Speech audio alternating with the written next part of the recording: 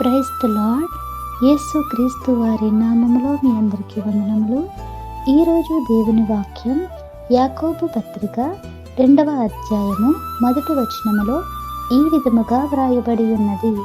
నా సహోదరులారా, మహిమా స్వరూపియగు మన ప్రభువైన యేసు క్రీస్తును గూర్చిన విశ్వాస విషయములలో మోమాటము గలవారే ఉండకుడి. ఈ మాట పలికిన వారు యాకోబు గారు.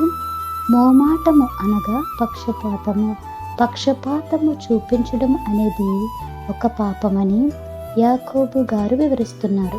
ధనిక పేద అనే తేడాలు లేకుండా అందరినీ ఒకేలా చూడాలని, వారి హోదాను బట్టి ప్రజలను వేరు చేయకూడదని ఆయన ఆజ్ఞాపిస్తున్నారు.